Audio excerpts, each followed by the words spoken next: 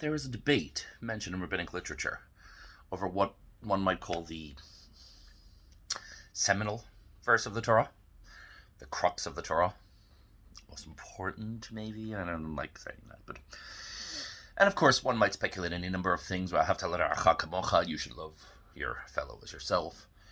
God created the world. Pretty important. Shema Yisrael, listen, Israel, God is one.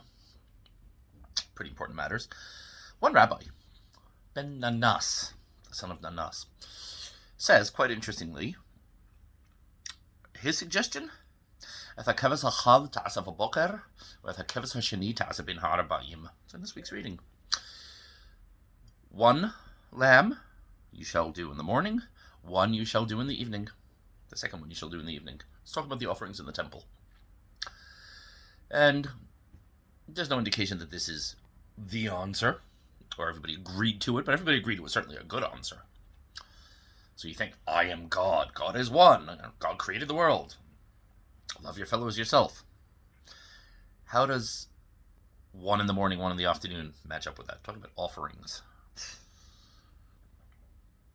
The answer is constancy. Everybody thinks of life as big events. Births, deaths, marriages, divorces, bar mitzvah, milah, things like that. That's not life.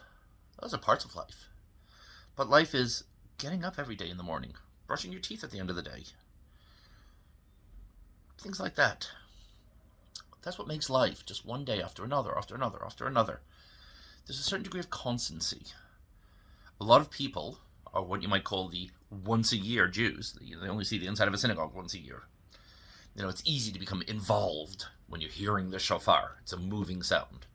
Or when you're sitting in your sukkah, you're surrounded by the mitzvah. Or on Chag HaMatzot, Passover.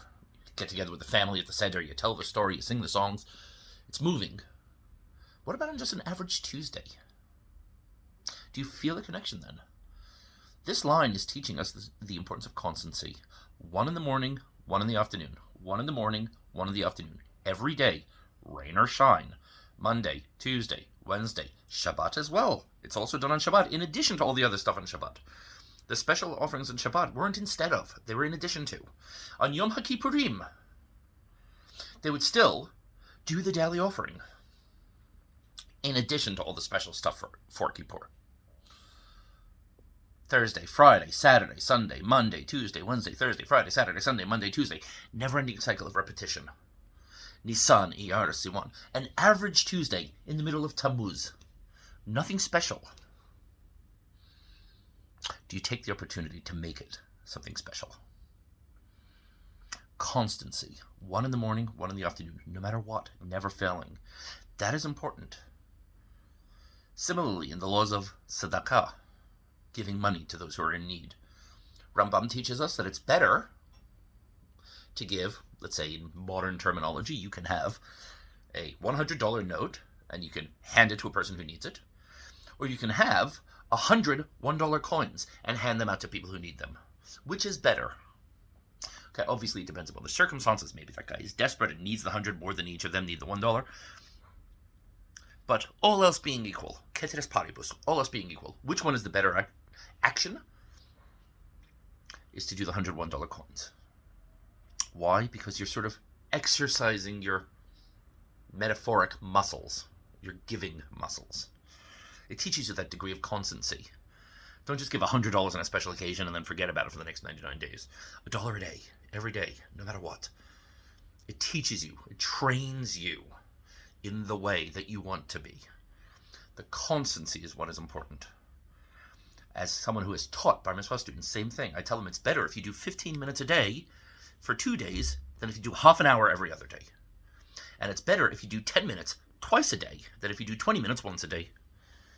Obviously, you can take that to an extreme to the point it's ridiculous. But for the most part, having smaller bits, but constant bits.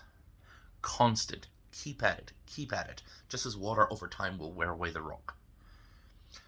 That is what Rabbi Akiva saw that made him think, I can do this. and he became a great sage despite the fact that he was illiterate until the age of 40. He saw water that had worn a hole in a rock, and he realized the importance of constancy, keeping at it. So there you are. I hope you enjoy your Shabbat. But remember that it will be followed by a Sunday, and then by a Monday, and then by a Tuesday. Make the most of every one of them.